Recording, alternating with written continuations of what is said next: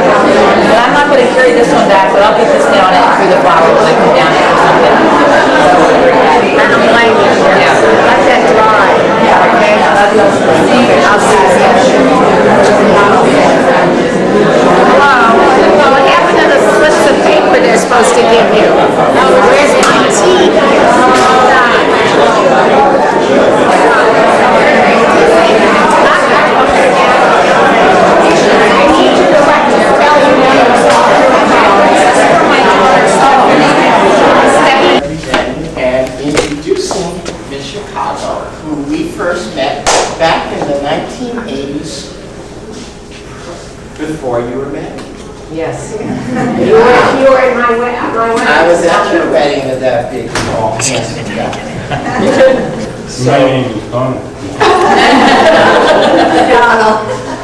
So, anyhow, there have been a number of people who wanted Judy to say a few words about the show and all and what she's up to. So I just hooked up my big, loud, noisy voice to get everybody to shush. And I'm going to introduce Miss Chicago.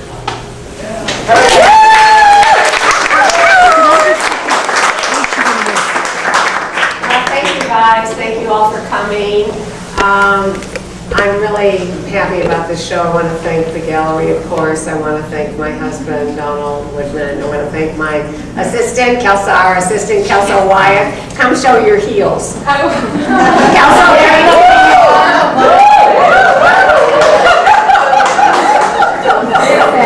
Thank you. Yeah, well, everybody should have an assistant who can wear shoes that you can't wear.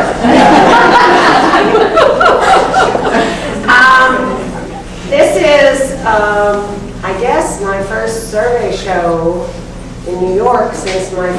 show at ACA in 1984. And I've shown since then, but this is the first time that I've had a sort of overview of my work. If any of you heard me on NPR on Tuesday, I said, I was on this show talking about where's the Frida Kahlo book? This is my new book, actually my 12th book, I can't believe it, about Frida Kahlo. I wrote it with an art historian, a British art historian named Francis Borzello. Everybody asked me how I happened to write a book about Frida Kahlo. It was through no fault of my own. I never would have thought of it. But when I was doing my research in the 70s on women, in the late 60s and early 70s, on women in history, and in particular women artists, I was looking for predecessors. Kahlo was really not known at all, except as Diego Rivera's wife, who also painted. I know it's hard with all the Calomania to remember that time. But apparently I was assembling slides about the women I was finding, among them Frida Kahlo, and I apparently did a slide lecture in LA. And the editor-in-chief of Presto in New York happened to be going to school in LA. And he heard that lecture and he was introduced to Frida Kahlo at that time.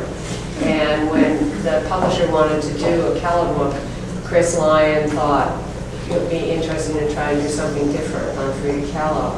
And so I want to say that there's a tie between my survey show and the book, in the sense that Frida Kahlo, like many women artists, myself included, has not had her work looked at in an overall way. What happens to women artists is probably best what many women artists, if they're known at all, they get known for a small portion of their work. For example, the probably outstanding example is an artist, a French artist named Merit Oppenheim, we knew her only through a small work that used to be at the Museum of Modern Art, the Furline Teacup, when she actually had a huge full body of art. In Kahlo's case, her work is primarily known through self-portraits. In my case, of course, the dinner party.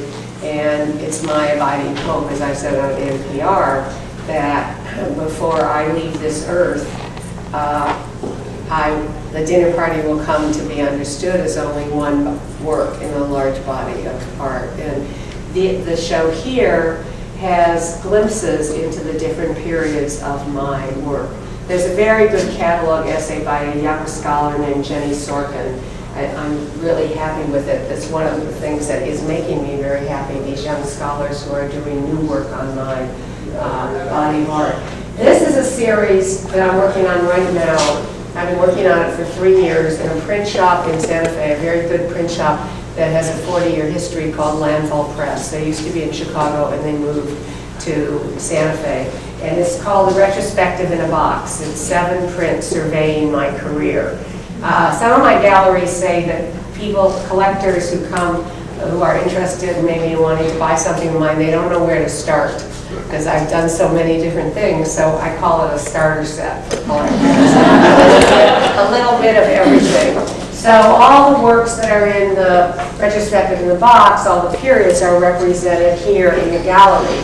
So the first period, my early work, that's called Into the Darkness. It came right after Passing the Lifesavers. Jenny Sorkin writes really eloquently about Passing the Lifesavers. The second work, when I was in college, I often used a butterfly motif, but I repressed it because my male professors didn't like it. They didn't like my colors, they didn't like my forms, they wanted me to paint with dark colors, and of course they wanted me to be an abstract expressionist. And the third print is the only print I've ever made relating to the dinner party. For those of you who've seen it, it's based on one of the entryway banners. And Donald, clever artist that he is, photographed a piece of Belgian linen to give the texture in the background to suggest tapestry or weaving. The next one, the fourth one, is an image of the crowning. It's, of course, relates to a series called the Birth Project, which is also represented by that large painted and quilted painting work, Earth Birth. The crowning, of course, is the moment the baby step appears. And when I was working on the Birth Project, which is a series of works celebrating birth and creation, I used to quip, if men had babies, there'd be thousands of images of the crowning. And in fact, I'd like to introduce that woman in the red glasses over there in the back. That's a lot of my longtime pals out here. That's Mary Ross Taylor. She organized the first grassroots showing of the dinner party in Houston, and then she came to work as the administrator of the Birth Project. She's been my pal and partner for a lot of years, and most recently in launching our K through 12 dinner party curriculum, which is, hi Kathy. Kathy worked on the dinner party. She was one of the ceramicists. My weaver is here, Audrey Cowan, with whom I did a whole series of tapestries. My literary agent is here, Loretta Barrett. My publicist is here. We're on launch. I was saying at dinner with Audrey and Bob last night that, as many people know who have followed my career, I've managed to come this far not in the typical way, which is usually through the support of a strong curator or critic or collector. In fact, the art world was not exact. The art world basically tried to sort of kill me.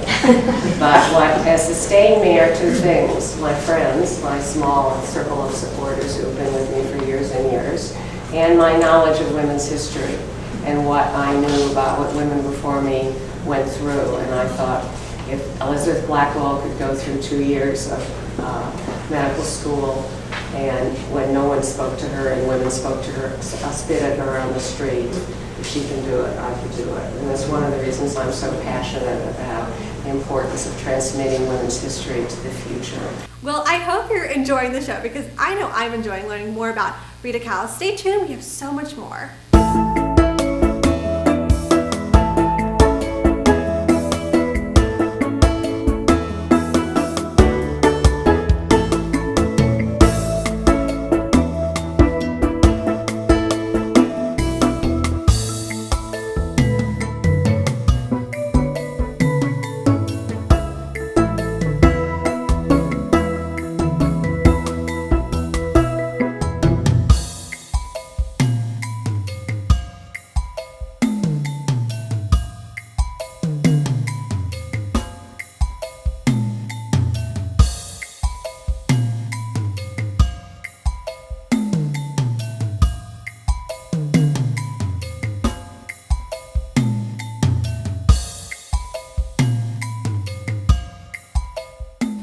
Welcome back. Now again, this is a special segment about artist Judy Chicago. I want everyone at home to pay special attention to this, because I know when I was going to school I heard about Monet, Picasso. Judy Chicago is really opening the doors for female artists. So stay tuned, there's so much more coming. Anyway, the image, the next print, Rather Rage and Tears, comes from a series called Power Play, which I did in the 80s, exploring the gender construct of masculinity. And of course, we know that it is much more permissible for men to rage than to cry. I have this idea that the world could change if all the guys from the G20 would just all sit down and have a big cry and say, God, we messed up the world! What are we going to do now? The next image is from the Holocaust Project, which Donald and I worked on for 8 years, that big, long tapestry cartoon, which introduces the Holocaust Project. And the last image, which is still in process, is my most recent. It sort of combines my interest in Jewish themes with my desire to confront where I am now in my career and in my life. So I'm sure that these themes you will find repeated in the works. Welcome to the show. I'm going to sign books and catalogs for those of you who are interested.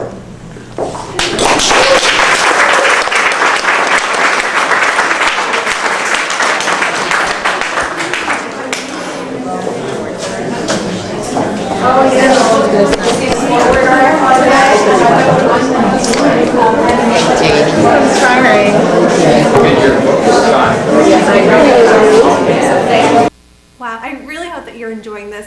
It's presenting a unique perspective perspective, I think, for everyone at home. Again, Judy Chicago is opening doors for female artists all around the world, just like Frida Kahlo. So stay tuned, there's so much more coming.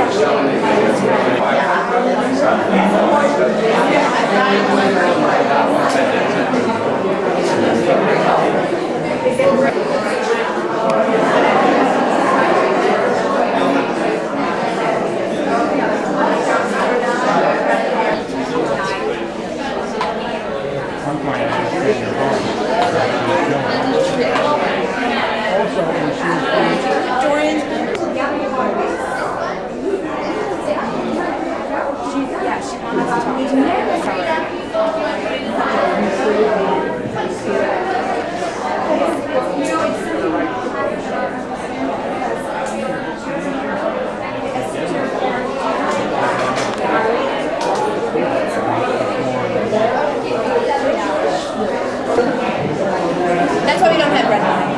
I know. I don't serve red wine in my house.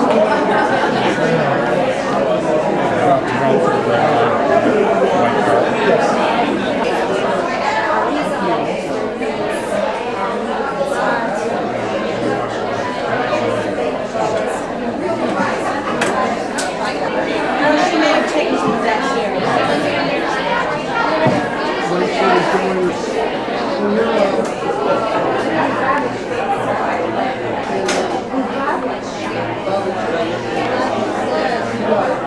She's actually downstairs getting her car.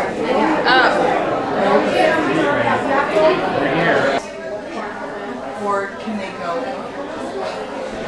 Welcome back. I hope you're enjoying what's going on so far. For those of you just tuning in, we're on a road trip. We're headed to New York and we're learning more about artist Judy Chicago. So let's check her out. See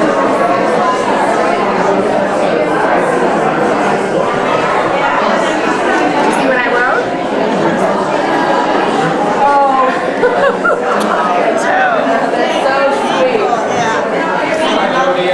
Hi, Ray. Nice to meet you. Forgot about you too. Okay, this is for Courtney, right? Yeah, I'll bring Courtney. Hold on a second. Oh, I'm sorry.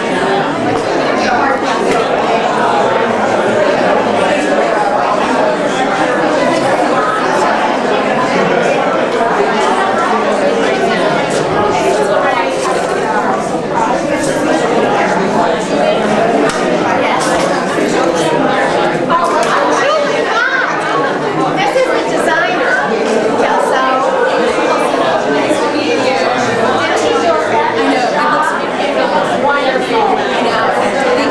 I thought you were coming at 5 o'clock. What? I know. We couldn't get a cake. Take the fucking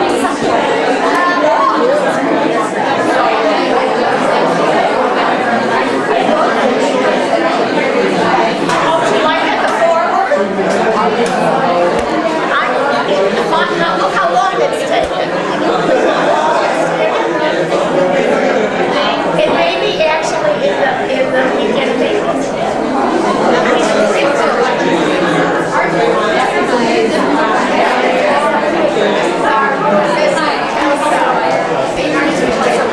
She's our new I've seen her name for a lot of people.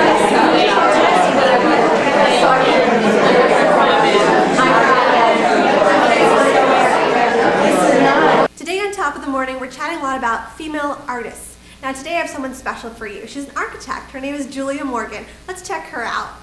Now, we're coming back from that, you say, well, of course, Julia has been deceased, because see her history.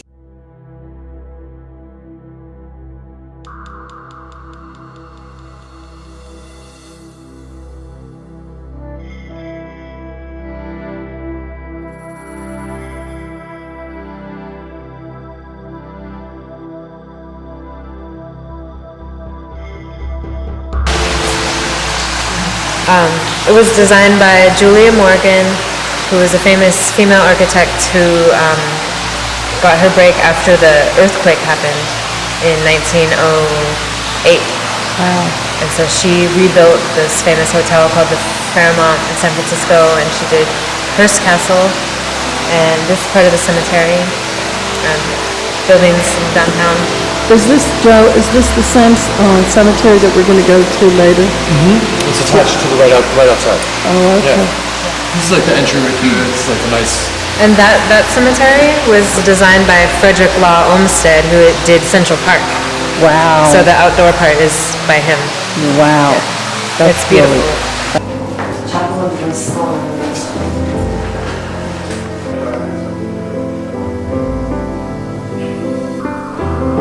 You'll see the little church.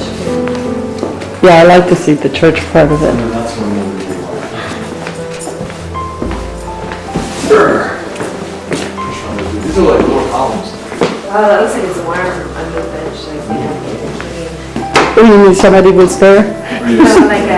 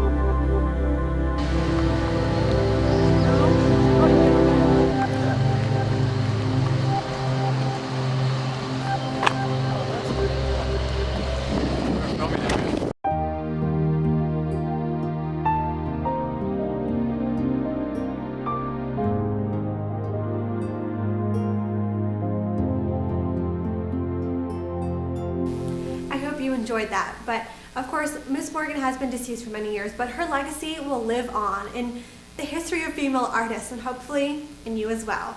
Now when we come back, we're going to head back to New York to learn more about Miss Judy Chicago.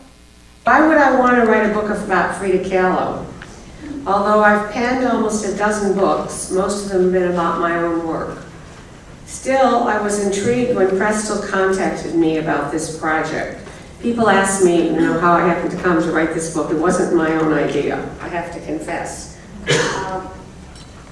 In the early 1970s, when I was first conducting my research into my history as a woman, reading women's biographies and literature and history books, whatever I could find, and also trying to assemble a slide archive of my female predecessors, before there was a National Museum for Women in the Arts where I could see their work.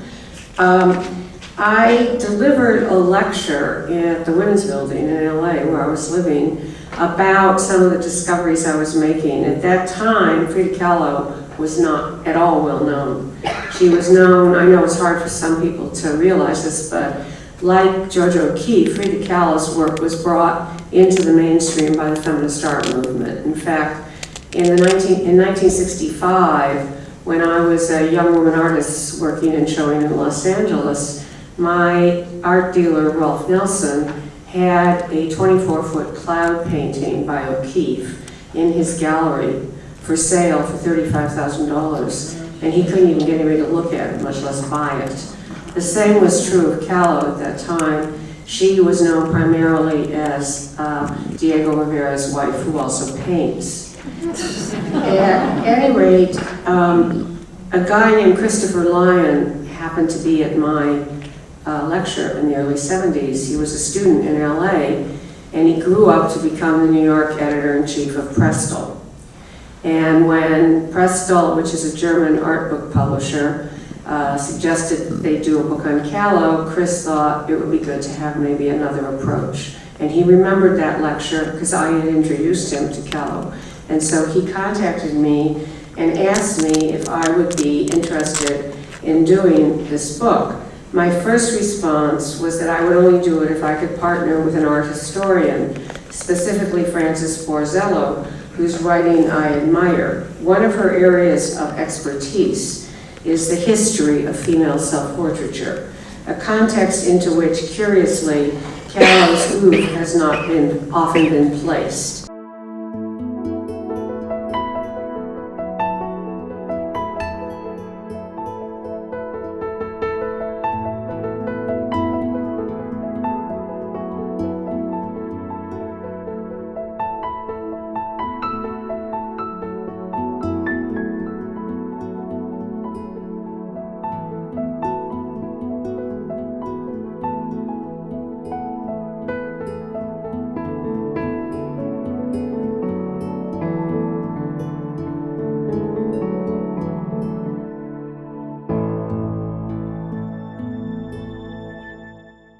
I don't think the issue is like whether it's beautiful or whether it's dolls.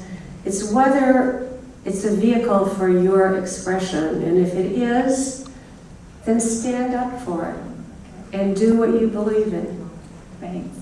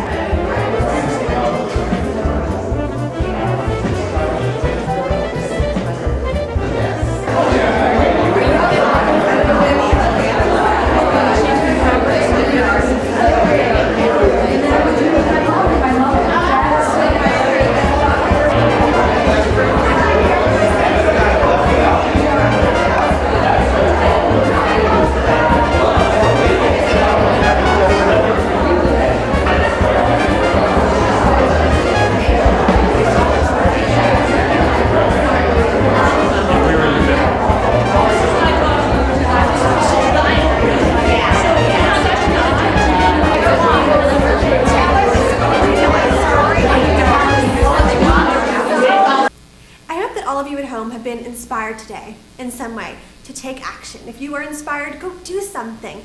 Live life to the fullest.